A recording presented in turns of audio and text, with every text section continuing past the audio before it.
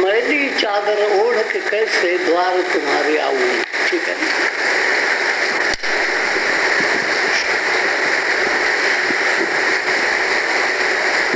एक तो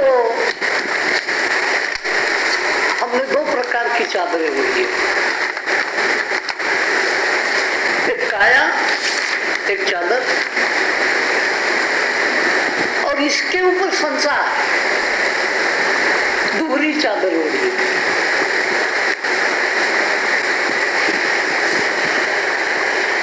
और मनुष्य का स्वभाव है, अज्ञानता के कारण मनुष्य का स्वभाव है जहां स्वच्छ होगा वहां वो गंदगी करेगा, और ये आदत छूटती नहीं। इसी आदत को छोड़ना। ईश्वर की बनाई हुई हर चीज स्वच्छ है, निर्मल है। मलिन कौन कर रहा है? चादर मैली हो गई की किसने? अरे भाई, जो कहता है कि मैली चादर ओढ़ करके तेरे द्वार पर कैसे आऊं, उस कहने वालों ने ही अपनी चादर मैली कर ली। किसी और ने की होती तो और बात थी, उसको कह सकते थे क्यों भाई हमारे पर गंद डाला। तो ये मेरी चादर जब मैं ही मैली करूं, उसका इलाज कोई नहीं। अब ऐसे आदमी को ईश्वर के दरबार में जाने में शर्माना पड़ेगा।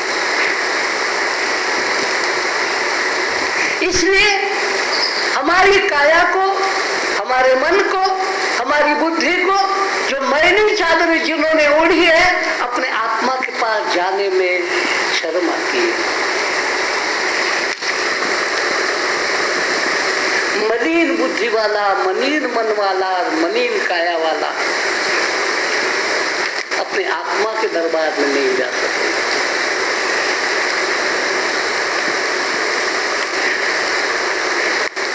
इसलिए तो आत्मा का अनुभूति किसी किसी के पास होती है। अनुभूति तब होगी जब उसके वातावरण में आप चले जाओगे। आप गंदे नाले के पीछे बैठे हो और उसी शहर के अंदर एक गुलाब का बगीचा है। अब गुलाब के बगीचे की सुगंध आप पर कैसे प्रभाव डालेगी? क्योंकि आप तो बैठे तो गंदे नाले के किनारे हो। आपने अपनी झुग्गी झोपड़ियां डाली है गंदे नाले के किनारे, और एक बगीचा भी है गुलाब का, उसकी सुगंध नहीं आएगी। इसलिए मैली चादर अज्ञानता के कारण मनुष्य स्वयं करता है।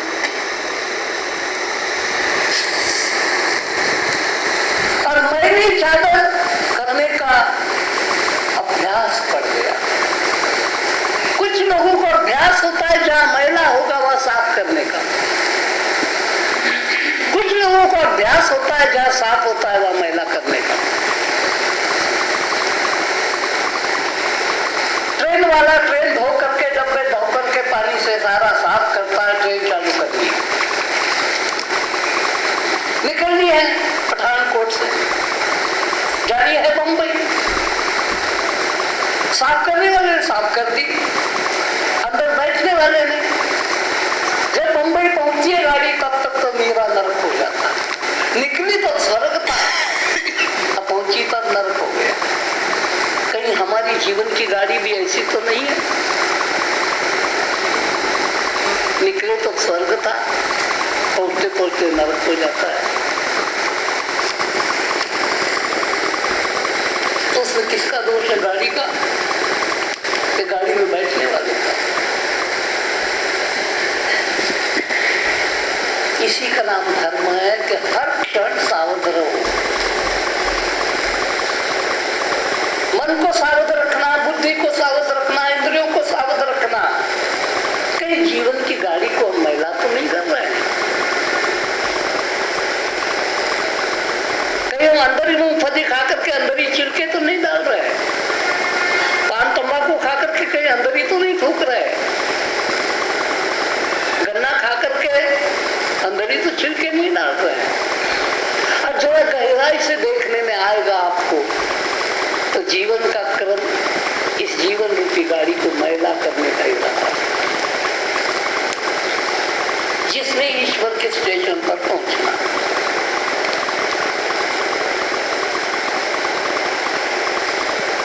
लेकिन इतना कबूल करता है कि मुझको शर्म आती है।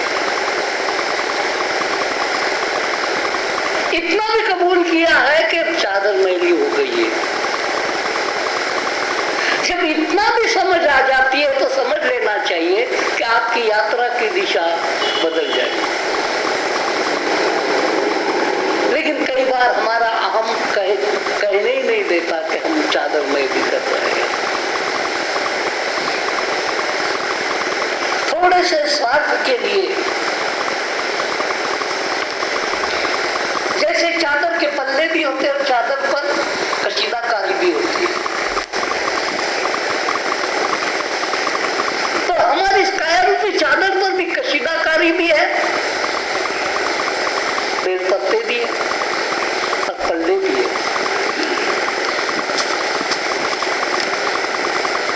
मन इसकी कशीदाकारी है और बुद्धि इसका पल्ला। चादर को बॉर्डर तो होनी चाहिए और बीच में भी कोई एम्ब्रॉयडरी वर्क।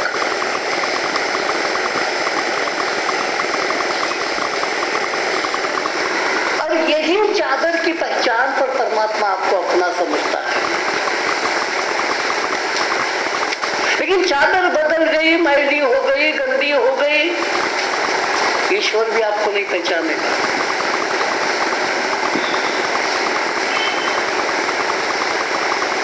कई बार ऐसा होगा, आपके बच्चे को आपने साफ सुथरा रखने की आदत रखी है, छोटे बच्चे,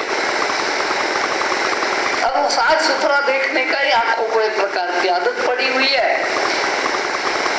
किसी जगह वो ऐसे आवारा संगत में पड़ गया और अपने को मैला कुचेला गंदा बना करके पट्टे कपड़े ऐसे आप पहचानोगे,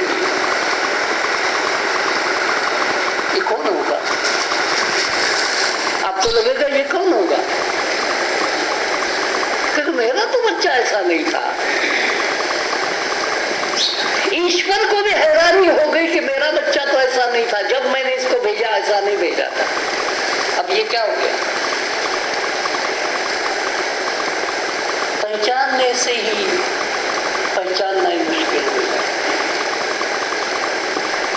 पुत्र हूं मैं परमेश्वर का, लेकिन अपने को इतना मैला कर दिया कि बाप पहचानने से रह गया कि मेरा पुत्र हूं। जब पहचानोगे नहीं तो स्वागत कैसे करोगे? आओ कैसे कहोगे? आप आओ उसको कहते हो जिसको आप पहचानते हो। संसार का नियम है, जो पहचाना होता है उसको आओ कहते हो, जी आइया नहीं। और जो पहचाना नहीं उसके लिए जी आइया का कोई मतलब नहीं, उसको आप गेट आउट कहते हो।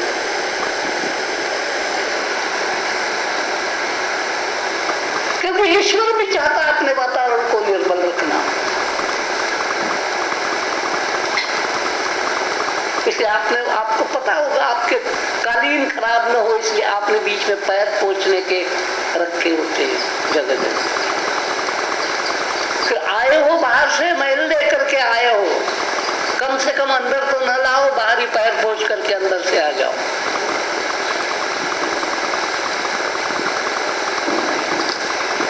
तो फिर हमारा उपयोग क्या होता है? जब हम मैले होकर के जाएंगे तो हमारा उपयोग पैर पोंछने के काम में आएगा, और हम पैर पोंछने के काम के नहीं थे। हम इतने घटिया नहीं थे, हम इतने गिरे हुए नहीं थे कि आया गया इसको पैर पोंछ करके आ जाए। हम तो चादर थे। कभी चादर पर पैर पोंछते हो? जो पैर पोंछने का रखा होता है उसको पैर, तो वो आदमी भी जाएंगे प्रभु के पास, लेकिन पैर पोंछने के काम के सिवा कुछ नहीं। इसलिए शर्माता है, मैली चादर ओढ़ के कैसे द्वार तुम्हारे आओ।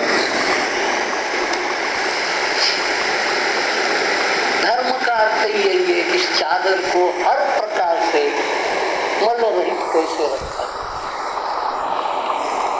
और कोई हिंदू धर्म नहीं है, इस्लाम धर्म नहीं है, ईसाई धर्म नहीं है, कुछ भी नहीं है। जो सुप्रीम हमको मिला है, सर्वोत्तम जो हमको मिला है, उस सर्वोत्तम को स्वच्छ और निर्मल हम कैसे रखें। सर्वोत्तम को संभालने की ज्यादा मेहनत होती। घटिया को संभालना क्या, बोरी का टुकड़ा पड़ा है, क्या संभालना है। कालीन को संभालना होगा, बोरी के टुकड़े को क्या संभालना पड़ा है, सही। अब परमेश्वर पूछता है कि तेरे को जो मैंने चादर दी थी वो तूने कैसे लायका सिद्ध कर कि फिर से ऐसी चादर मिलने के लायक है। इसलिए महापुरुषों ने कहा कि बड़ा मनुष्य जन्म दुर्लभ है, यानी ये चादर मिलना दुर्लभ है। काया तो सबके पास है, गधे की काया है, बोरी की, मखमल की नहीं है। लेकिन मनुष्य की जो विशेष काया मिली हुई है, तकरीबन महापुरुषों ने इस बात को स्वीकार किया है कि नर जन्म से बड़ा उत्तम जन्म इस संसार में कोई नहीं। लेकिन उत्तम को अधम बनाने का अगर कार्यक्रम हम करें तो इसलिए यहाँ ज्ञान की आवश्यकता है। देव मंदिर उत्तम है, लेकिन वहां जाने वाले लोगों ने और उनके पंडित पुजारियों ने अगर उसको मलिन कर दिया तो उत्तम कैसे रहेगा, वो अधम हो गया। और मनुष्य के अंदर यही खास विशेषता है कि किसी चीज को वो अधम से अधम बना सकता है और उत्तम से उत्तम बना सकता है। अधमता की ओर से प्रार्थना करते हैं हम, वेदों की प्रार्थना, असतो मां सद्गमय, असत्य में हूं, सत्य में जाना चाहता, यानी घटिया हूं, बढ़िया बनना चाहता, झूठा हूं, सच्चा बनना चाहता, उठा ऊपर उठना चाहता, जैसे दीपक की लौ ऊपर जाती है वैसे ही मैं जाना चाहता। असतो मां सद्गमय, तमसो मां अंधकार में हूं, प्रकाश में जाना चाहता।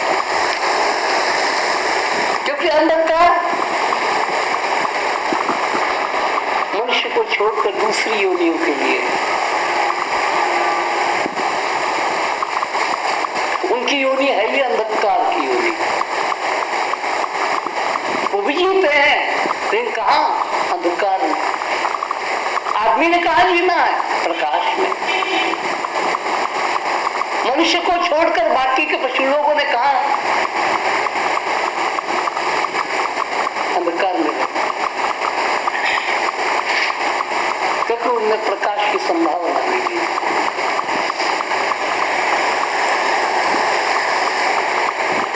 असतो मां सद्गमय, तमसो मां ज्योतिर्गमय, मृत्योर्मामृतम गमय। बहुत बार मरा मरा मरा मरा, मरने की बड़ी लंबी प्रैक्टिस है। अब इस जन्म में वो आदत भी छोड़ दी, कितनी बड़ी बात है।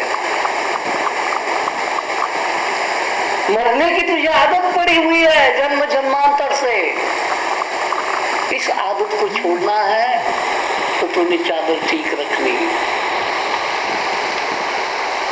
मरने की आदत जिस दिन छूट जाती है उस दिन अमर बन जाता है। क्योंकि जिन कारणों से वो मरता है वो कारण ही समाप्त हो